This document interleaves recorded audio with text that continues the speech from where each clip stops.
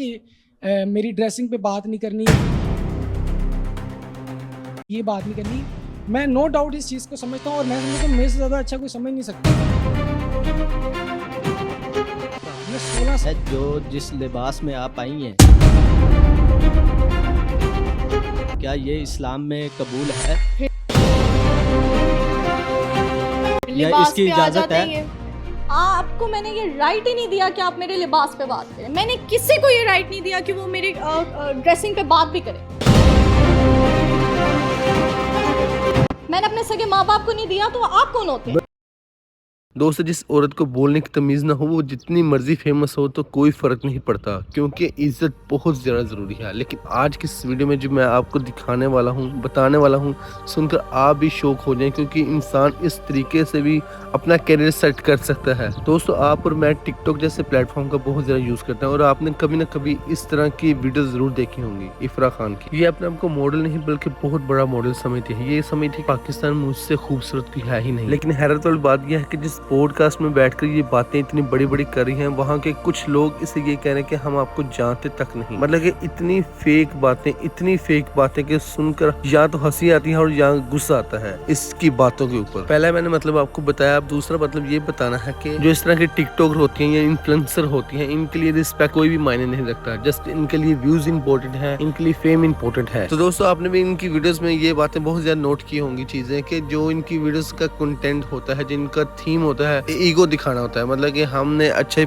कपड़े पहने, वो देखो, मतलब इस तरह की नॉनसेंस चीजों को प्रमोट करते हैं ये लोग। और जब पॉडकास्ट में कोई इनसे सवाल ये पूछे कि ये जो आप करें इस्लाम में जायज है या नहीं, क्या ये हलाल है या हराम है, तो इनका रिएक्शन कुछ इस तरीके का होता है कि आगे वाला इंसान खामोश हो जाता है अपनी इज्जत के लिए। आखिर दोस्तों, आप खुद बताएं कि आखिर इस्लाम में कहाँ जायज है जिस तरीके की ये वीडियोस बनाते हैं, कंटेंट बनाते हैं, जिस तरीके से अपने आप को एक्सपोज करते हैं पब्लिक के सामने, कहाँ पर लिखा हुआ है कि ये सब जायज है? सिर्फ इन लोगों ने अपने व्यूज हासिल करने का नया बहाना बनाया हुआ है। लेकिन अब दोस्तों, बेहयाई इस लेवल तक बढ़ चुके हैं कि किसी भी इंसान को फर्क नहीं पड़ता। कोई इंसान गलत कर रहा है तो दूसरे लोग उसको प्रमोट कर रहे हैं, और आज का यूथ बहुत ही ज्यादा गलत ट्रैक पर जा रहा है। अगर आप दोस्तों ये हिम्मत करते हैं कि किसी को बताने की या समझाने की, तो उसका रिजल्ट इतना गलत होगा कि आप खुद की इंसल्ट फील करेंगे। क्यों इंसल्ट फील करेंगे? क्योंकि आप किसी को अच्छी बात बता रहे हैं। अगर आप गलत बात बताएंगे कि ये चीज ऐसे नहीं ऐसे की जाती है, इसका रिजल्ट ऐसा होता है, मतलब कोई भी गलत बात अगर आप बताएंगे तो उसको बहुत ही ज्यादा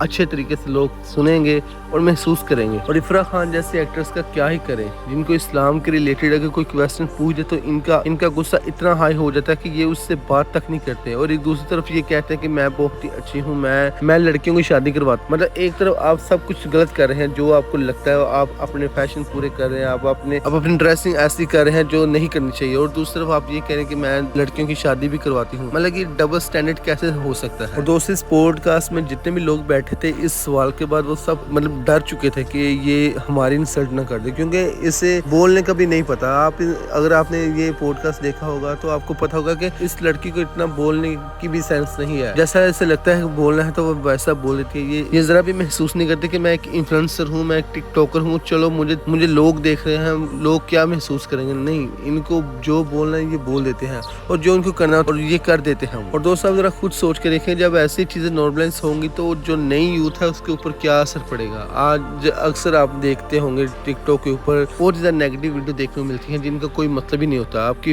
होम फीड में सजेस्ट की जाती है टिकटॉक के एल्गोरिथम के रिलेटेड। तो कहने का मकसद यह है कि जब लोग गलत चीज को देखेंगे तो उसी चीज का फायदा उठाएंगे ना। अगर यही इन्फ्लुएंसर कुछ अच्छा काम करती होती, कुछ मोटिवेट टाइप करती होती, तो उसका एक अच्छा रिजल्ट होना था। लेकिन ये इन्फ्लुएंसर करती हैं, फैशनेबल करती हैं, अपनी ड्रेसिंग अच्छी करती हैं, अपने जो इनको अच्छा लगता है वो करती हैं। मतलब यूथ के लिए आप मैसेज क्या दे रही हैं? जो आपसे इंस्पायर हो, जो आपकी तरह बनना चाहे, क्या वो भी आपकी तरह ही ऐसा ही इंसान बनेगा? गलत कर रही है, ना कि खुद के साथ बल्कि लोगों के साथ भी। जो लोग इनको देखते हैं वो भी इनकी तरह बनना चाहते हैं। लोगों को फर्क नहीं पड़ता कि आप गलत कर रहे हैं। आप खुद को महसूस करेंगे कि मैं गलत कर रहा हूँ तो मुझे के लिए पूछा भी जाएगा। लेकिन आज का यूथ इतना गिर चुका है, उसे चंद व्यूज के लिए, चंद लाइक के लिए जो भी करना पड़े वो कर बैठता है। आपने अक्सर ऐसी वीडियो देखे होंगे जहाँ पर ये वाला लड़का इस तरीके से काम करता हुआ नजर आता है, इस तरीके से घटिया हरकतें हैं इसकी।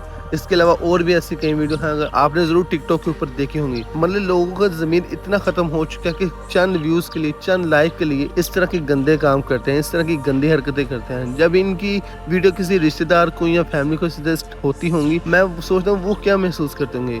वो फख्र से बताते होंगे ये हमारा बेटा है, भाई है, दोस्त है, कजन है, या वो भी इंसल्ट फील करते होंगे। इस बात का जवाब आपने मुझे कमेंट बॉक्स में देना है। तो अगर आप इफरा खान वाली पहली वीडियो देखना चाहते हैं तो यहाँ पर क्लिक करके वो भी देख सकते हैं। वहाँ पर भी इसने बहुत ही ज्यादा गलत बोला था।